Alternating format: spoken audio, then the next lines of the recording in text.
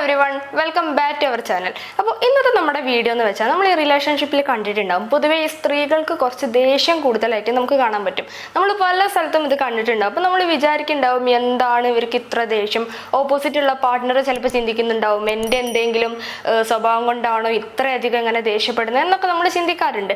അപ്പോൾ എന്തുകൊണ്ടാണ് ഈ സ്ത്രീകൾക്ക് ഇങ്ങനെ ദേഷ്യപ്പെടുന്നു എന്നുള്ളത് നമുക്ക് ഇന്നത്തെ ഈ ഒരു വീഡിയോയിൽ ഡിസ്കസ് ചെയ്യാം. അപ്പോൾ ഒട്ടും ലേറ്റ് ആക്കാണ്ട് നമുക്ക് വീഡിയോയിലോട്ട് കിടക്കാം. ഫസ്റ്റ് പോയിന്റ് ആയിട്ട് വരുന്നത്, നമ്മൾ ഈ റിലേഷൻഷിപ്പിൽ നമ്മളെ പാർട്ട്ണറെ ഇൻസൾട്ട് ചെയ്യുന്ന എന്തെങ്കിലും സംഭവം ഉണ്ടായി എന്നിരിക്കട്ടെ. അങ്ങനെ ഒരു സിറ്റുവേഷൻ വരുമ്പോൾ ഈ സ്ത്രീകൾക്ക് പൊതുവേ കുറച്ച് ദേഷ്യം കൂടുതലായിരിക്കും. ഇൻസൾട്ട് ചെയ്യുകയാണെന്നുണ്ടെങ്കിൽ, ഇത് മറ്റുള്ളവരുടെ മുമ്പിൽ വെച്ചാണ് ഈ ഒരു സംഭവം സംഭവിക്കുന്നുണ്ട് എന്നുണ്ടെങ്കിൽ അവർക്ക് അവരുടെ ദേഷ്യം ഒന്നും കൂടി കൂടുണ്ടോ. അപ്പോൾ നിങ്ങൾ ഈ ഒരു കാര്യം പ്രത്യേകിച്ച് ശ്രദ്ധിക്കുക. സെക്കൻഡ് പോയിന്റ് ആയിട്ട് വരുന്നത്, കൂടുതലായി നമ്മൾ ഈ കള്ളത്തരം പറയുന്ന ആൾക്കാരുണ്ടാവുമല്ലോ, അവരുമായി സ്ത്രീകൾക്ക് കുറച്ച് ദേഷ്യം വരാനുള്ള ചാൻസ് ഉണ്ട്. അതുമാത്രമല്ല, നമ്മൾ ഈ കൂടുതൽ കള്ളത്തരം പറയുമ്പോൾ അതൊക്കെ പെട്ടെന്ന് മനസ്സിലാക്കാനുള്ള ഒരു കഴിവും ഇവർക്കുണ്ട്.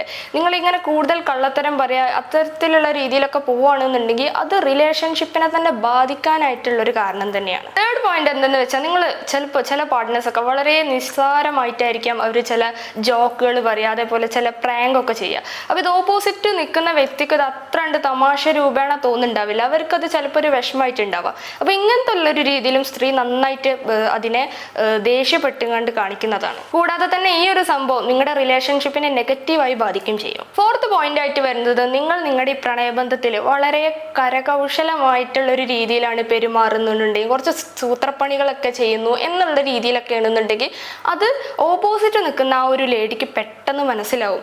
ഇത് അവർക്ക് കൂടുതൽ നന്നായിട്ട് ദേഷ്യം പിടിപ്പിക്കാനുള്ള ഒരു കാരണം കൂടിയാണ്. അപ്പോൾ നിങ്ങൾ ഇങ്ങനെ ചിന്തിക്കുന്നുണ്ടാവും എന്താണ് എപ്പോഴും ഇങ്ങനെ ദേഷ്യപ്പെടുന്നത്, അതിൻ്റെ ഒരു കാരണം ഇതൊക്കെ കൊണ്ടായിരിക്കാം. പിന്നെ ഇത് സ്ത്രീയെ ദേഷ്യം പിടിപ്പിക്കും എന്ന് മാത്രമല്ല, നിങ്ങളുടെ റിലേഷൻഷിപ്പിനെ തന്നെ ഇത് ബാധിക്കാനുള്ള ചാൻസ് വളരെ കൂടുതലാണ്. നെക്സ്റ്റ് പോയിന്റ് ആയിട്ട് വരുന്നത്, നമ്മൾ പലപ്പോഴും കണ്ടിട്ടുള്ളൊരു സംഭവമാണ്, ഒരു പാർട്ട്ണറെ മറ്റുള്ള ആളുകളുടെ മുമ്പിൽ വെച്ചിട്ട് അവോയ്ഡ് ചെയ്യുക, അതേപോലെ തന്നെ അവർ പറയുന്ന കാര്യങ്ങൾക്ക് ഒരു അർഹമായ ഒരു സ്ഥാനം കൊടുക്കാതിരിക്കുക, അവർ പറയുന്ന കാര്യങ്ങളൊന്നും നല്ല രീതിയിൽ അത്ര ഒരു ഇമ്പോർട്ടൻ്റ് ആയിട്ടുള്ള ഒരു രീതിയിൽ എടുക്കുന്നില്ല എന്നുള്ള ഈ സംഭവങ്ങളൊക്കെ വരുമ്പോൾ സ്ത്രീകൾക്ക് അത് കുറച്ചധികം ദേഷ്യമായിട്ട് തോന്നുന്നുണ്ടോ. അതുപോലെ തന്നെ പ്രണയബന്ധത്തിലും നമ്മളെല്ലാവരും മനുഷ്യർ തന്നെയാണ്. അപ്പം നമുക്ക് കുറേ തെറ്റുകൾ പറ്റും, ചെറുതും വലുതുമായ ഒരുപാട് തെറ്റുകൾ പറ്റും. അപ്പോൾ ആ തെറ്റുകളൊക്കെ മറ്റുള്ളവരുടെ മുമ്പിൽ വെച്ച് ചൂണ്ടിക്കാണിക്കുമ്പോൾ അതും അവർക്കൊട്ടും ഇഷ്ടപ്പെടാത്തൊരു കാര്യം തന്നെയാണ്. അവരതിന് റിയാക്ട് ചെയ്യുകയും ചെയ്യും.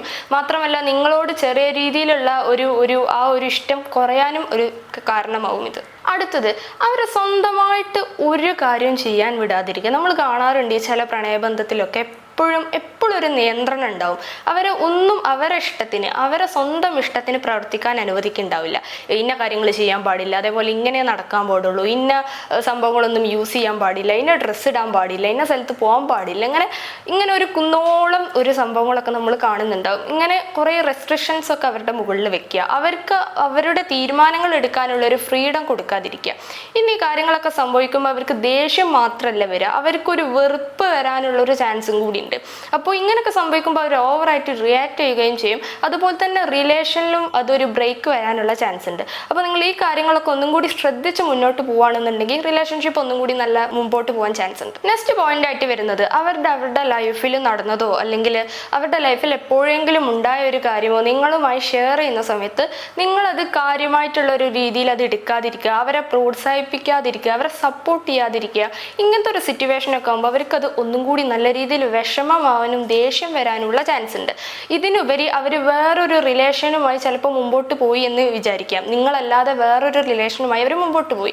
എന്നിരുന്നാലും അവരെ യാതൊരു രീതിയിലുള്ള തെറ്റും പറയാൻ പറ്റില്ല. കാരണം ഈ കാര്യങ്ങളൊക്കെ ഒരു റിലേഷൻഷിപ്പിൽ ഒരു സ്ത്രീ ആഗ്രഹിക്കുന്ന കാര്യങ്ങളാണ്. അപ്പോൾ നിങ്ങൾക്കത് പ്രൊവൈഡ് ചെയ്യാൻ പറ്റുന്നില്ല എന്നുണ്ടെങ്കിൽ അവർക്കും അതൊരു ബുദ്ധിമുട്ടാവും. അവർക്കും എപ്പോഴും നിങ്ങളോട് ദേഷ്യപ്പെടും. അങ്ങനെ എപ്പോഴും ദേഷ്യപ്പെടുക, വഴക്ക് അങ്ങനെയൊക്കെ ഉണ്ടാവുകയാണെങ്കിൽ അത് റിലേഷൻഷിപ്പ് മുന്നോട്ട് പോകാൻ ഒരുപാട് തടസ്സമായിരിക്കും. അപ്പോൾ ഇതൊക്കെയാണ് നമ്മൾ സ്ത്രീകളെ എത്രയും പെട്ടെന്ന് ദേഷ്യം പിടിപ്പിക്കുന്ന കാര്യങ്ങൾ എന്ന് പറയുന്നത്. നിങ്ങളുടെ ലൈഫിലും ഇതിൽ ഏതെങ്കിലുമൊക്കെ ഒരു കാര്യങ്ങൾ ചിലപ്പോൾ ഉണ്ടായിട്ടുണ്ടാവാം. അതുകൊണ്ടായിരിക്കാം അവരിങ്ങനെ വളരെ വേഗത്തിൽ ഇങ്ങനെ ദേഷ്യപ്പെടുക, ചൂടാവുകയൊക്കെ ചെയ്യുന്നത്. അപ്പോൾ നിങ്ങൾ അതനുസരിച്ച് മുമ്പോട്ട് പോയി എന്താണ് നിങ്ങളുടെ മിസ്റ്റേക്ക് എന്ന് കണ്ടെത്തി അത് തിരുത്തി ഒന്ന് മുമ്പോട്ട് പോവുകയാണെന്നുണ്ടെങ്കിൽ റിലേഷൻഷിപ്പ് നല്ല രീതിയിൽ തന്നെ ഒരു കുഴപ്പമില്ലാതെ തന്നെ മുന്നോട്ട് പോകാൻ സഹായിക്കുന്നുണ്ടോ. അപ്പോൾ നിങ്ങളുടെ ഒരു റിലേഷൻഷിപ്പ് നല്ല രീതിയിൽ മുമ്പോട്ട് പോകട്ടെ എന്ന് ആശംസിക്കുന്നു. അപ്പോൾ വീഡിയോ ഇഷ്ടപ്പെട്ട ലൈക്ക് ചെയ്യുക, അതുപോലെ തന്നെ വീഡിയോ ഷെയർ ചെയ്യുക. ഇതുപോലത്തെ വീഡിയോസൊക്കെ കാണാൻ നിങ്ങൾക്ക് ഇഷ്ടമുണ്ട് എന്നുണ്ടെങ്കിൽ ചാനൽ സബ്സ്ക്രൈബ് ചെയ്യുക. നെക്സ്റ്റ് വീഡിയോ കാണുന്നത് വരെ താങ്ക് യു.